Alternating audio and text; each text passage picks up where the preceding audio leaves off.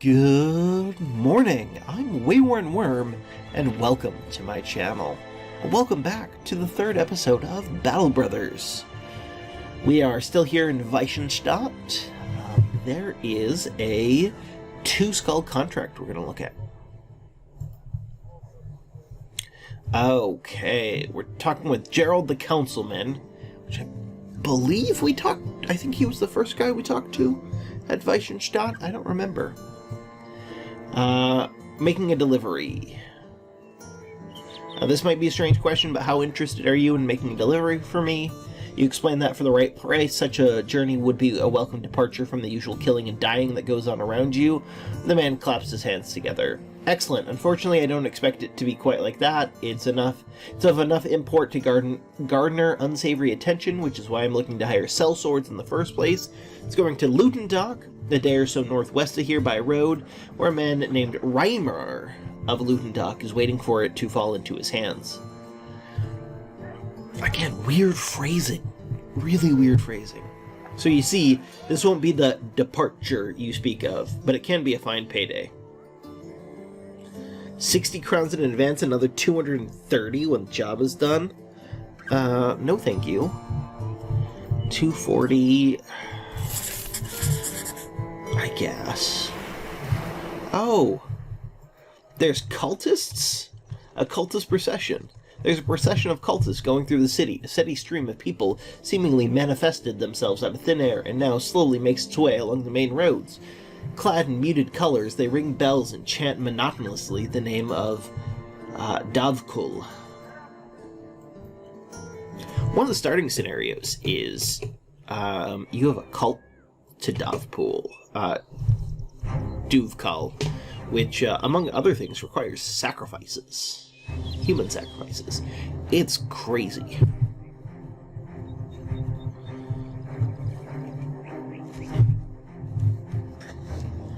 I kind of want to attack peasants at some point just to see what would happen. Oh, there are 3 dire wolves.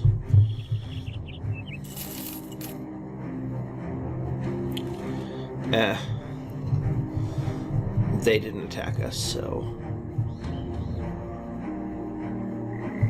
Moving some of this fog of war back, because as we traveled through this area the last time, it was dark. And you have a smaller radius when it's dark. Which is one of the many just awesome little things about this game. I really enjoy Battle Brothers.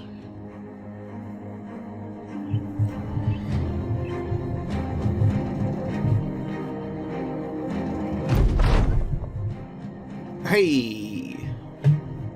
Reimer of Lutendock's waiting for you as you enter the town. He hurriedly takes the cargo off your hands. Oh, I didn't think you would get here. His grubby fingers dance along the chest carrying the cargo. He turns around and barks an order to one of his men. They step forward and hand you a satchel of crowns. You gain 240 crowns.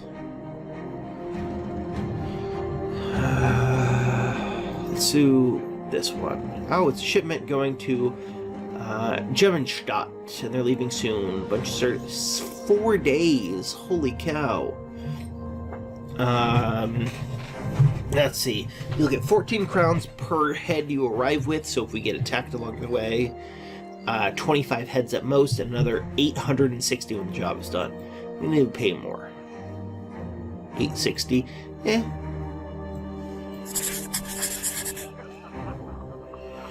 4 days journey. Holy cow. That's a long time.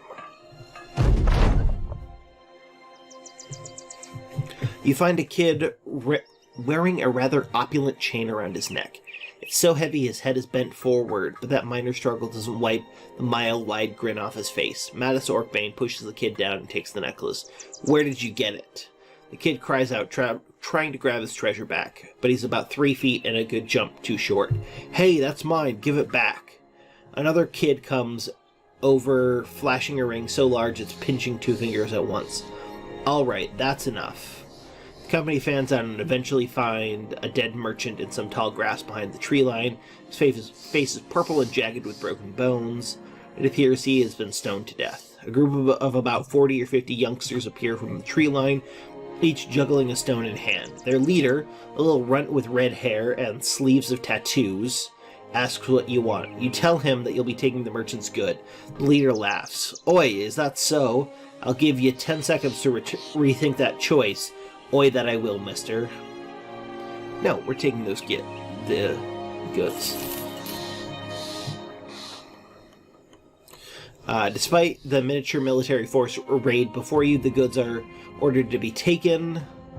The little tyke in charge of this operation screams a war cry, more dying cat than diving hawk. Take them down! Throw, throw, throw! On its command, the mob of children start hurling stones from the tree line. The sellswords band together, holding shields up in a formation akin to a tortoise, and slowly move forward. It's a strange effort, but like a shell game, artist sliding his cup over the ball, the company manages to grab the merchant's goods and slide away out of the field, all while being pelted from every which way.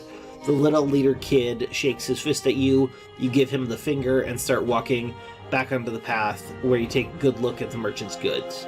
Heinrich stares at the rewards while rubbing a welt on his forehead.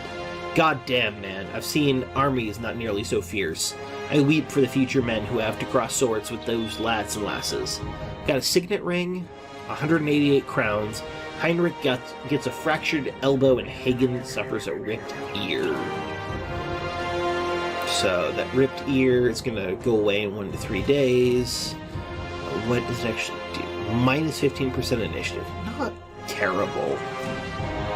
Fractured elbow, minus 25% melee defense. That's not bad at all for our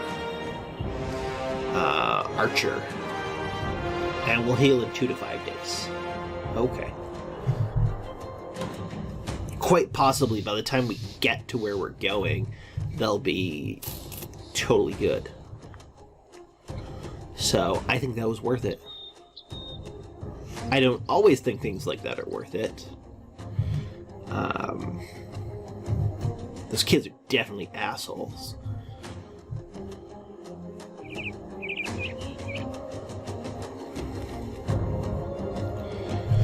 Let's see, how far are we going?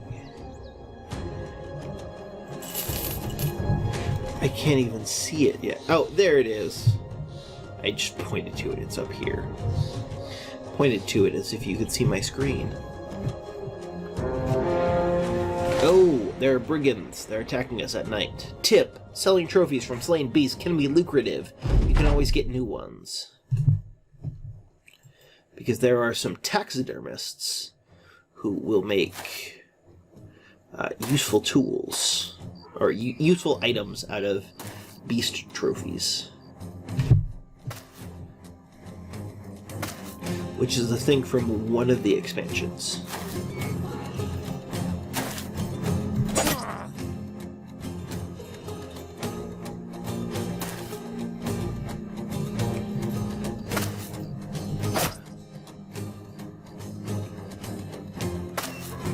There's 9 of them.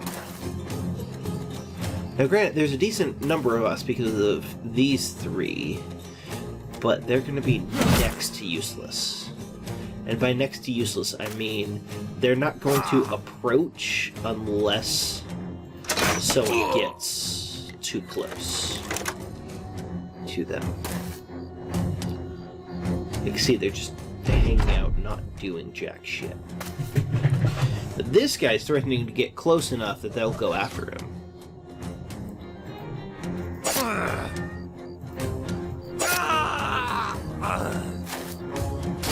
I love it when they do that, when you kill them and they just get closer to you.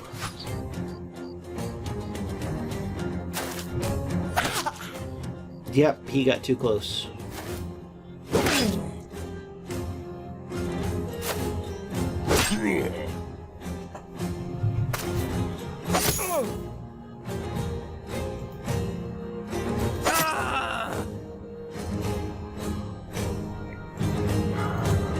Start moving that way.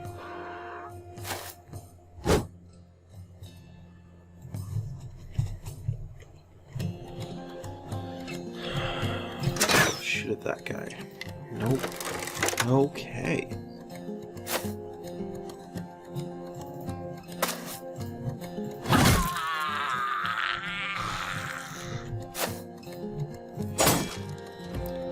Yay! We killed one of their dudes. And he's gonna run.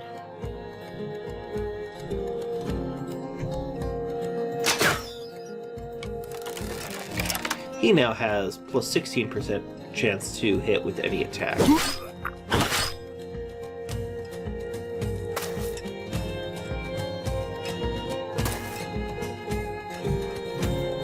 We're gonna go over here.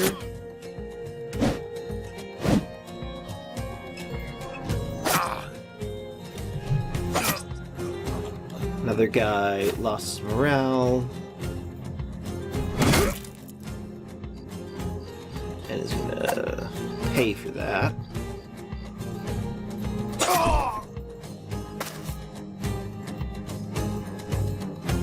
You're gonna go there.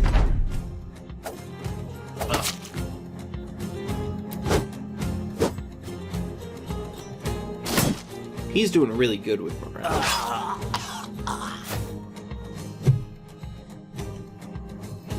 You're gonna go this way to try and find the archer over there who is running away.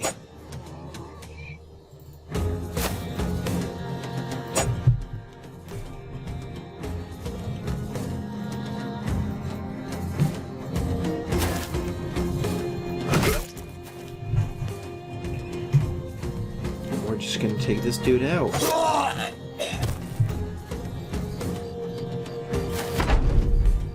Yeah, I'll let him go.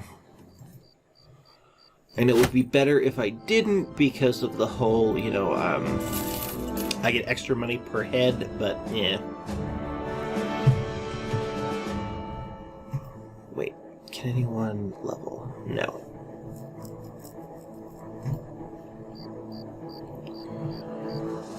We've still got a long way to go. And we're heading to the north. Brigands ran from us.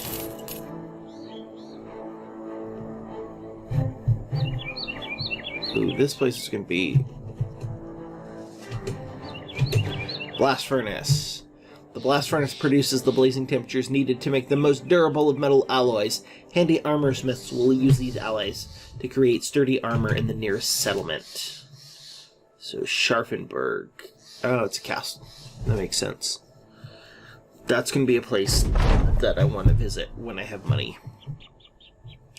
As you walk along the roads, a throng of ragged-looking men speed past you. They clear off the path and jump down into an embankment and hide behind a wall of bushes. With the shrubbery still swaying, another group of men still appears. Before the first man even speaks, you already know what's coming. Apparently, some laborers had agreed in union to abandon a project over what the pursuing overseers simplify as issues. They ask if you've seen these ne'er-do-wells. Nope, we haven't. With your finger still pointing the wrong direction, the overseers take off. Their angry barking fades into the distance. When they are gone, the laborers slowly emerge. They appear rather surprised that a sellsword didn't sell word of them in the bushes. One by one, they take off their hats and bless you for your mercy. One even calls it a justice, a strange word in a mercenary's ear. Well, many of them make off. One stands idly behind. He asks if maybe he can join your company if, you know, you got room for him. So, I think we're going to welcome him to Wyrm's company. Let's see. We've got Hakon. He's a day tailor.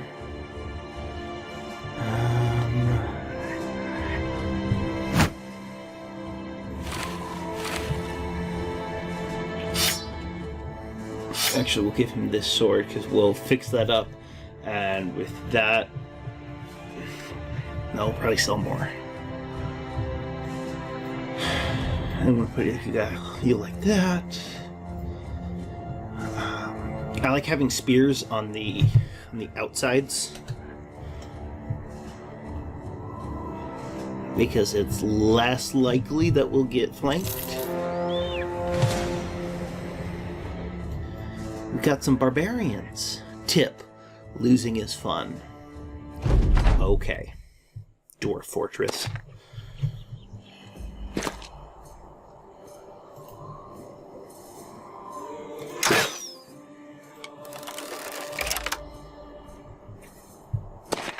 By the way, I absolutely love Dwarf Fortress. I can't wait till that comes out on Steam. And yes, I will pay for something that I've been playing for free for... I don't remember how long. Just so I can get beautiful, wonderful graphics with it.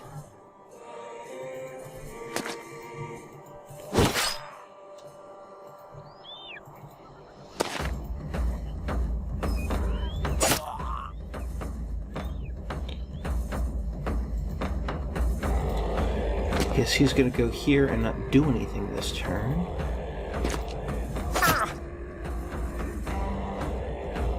He's gonna move forward.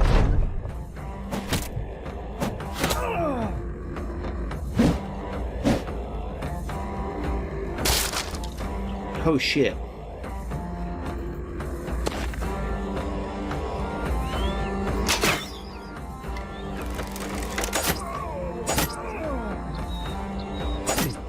That was not expected.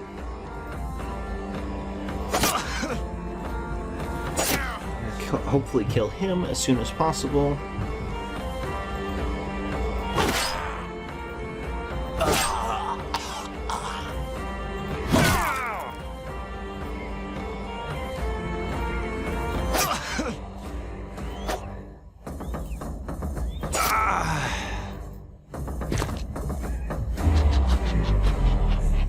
He just used adrenaline, which means he'll go first next turn.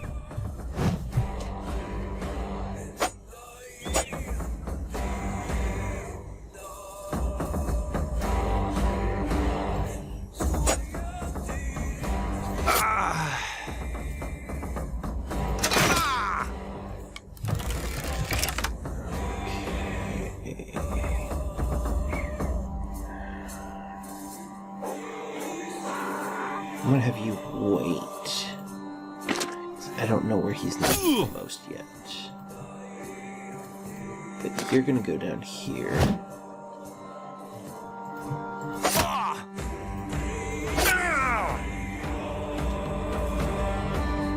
think I'm gonna have him try and go.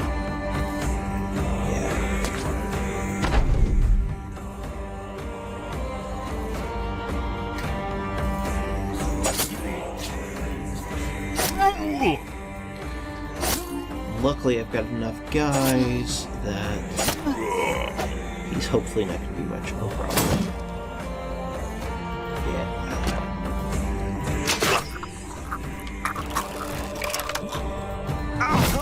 There we go. Get our share of the loot. And see, we're getting a whole ton of food. But we're not using any of it right now because the trading caravan is providing us with food. Oh, his shield is fully broken. Okay. I'll give him a buckler for the moment. We're almost to Gamine shot.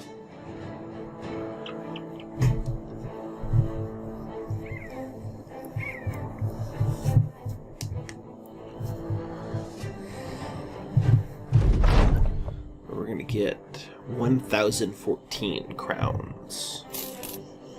Fantastic. Oh, there's a 3 skull contract available. I'm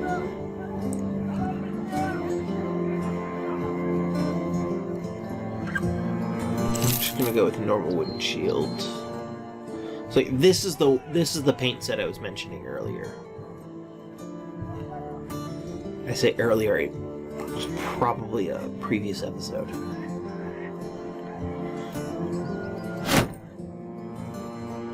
Okay, we're gonna sell stuff. Smile in 6 days, 2 days, 4. I'm gonna sell that. Signet ring.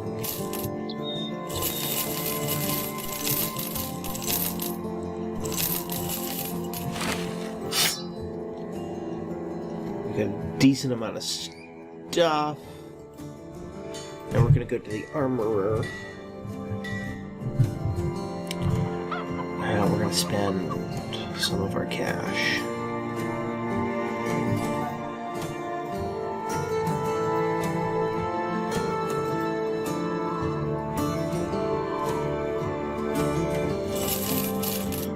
these two... by that.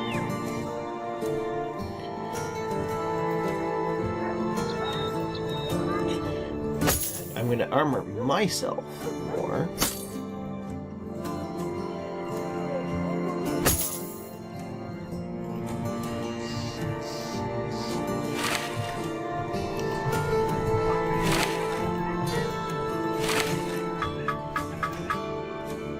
Yeah, looking good. Or at least looking better.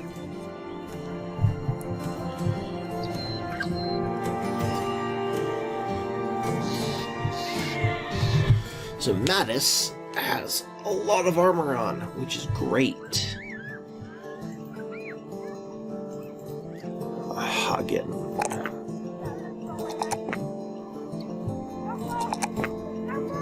See. This Brawny, I'm definitely giving to Goswin when he gets there. The fatigue and initiative penalty from wearing armor and helmet is reduced by a quarter. But I'm going to give Hagen the shield defense bonus is increased by 25%. This also applies to additional defense bonus of the shield wall skill. Shield damage is reduced by half to a minimum of 1.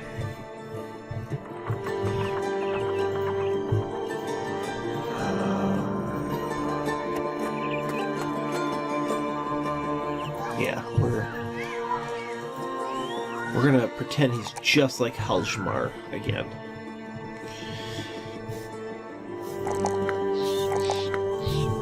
If you remember him.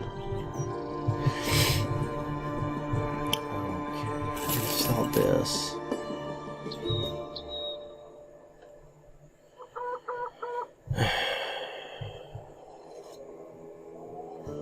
There's terrified villagers.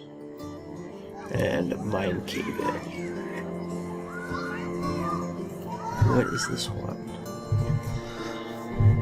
Liberict the Wise settles down in his chair, laughing to himself as he does it. Don't be alarmed, Sellsword. They say ghosts are afoot. Yes, yes, the local peasants are poisoning my mornings with constant talks of ghosts and goblins. They say these supposed creatures are turning the cemetery upside down, raiding the graves to enlarge their army or some such nonsense.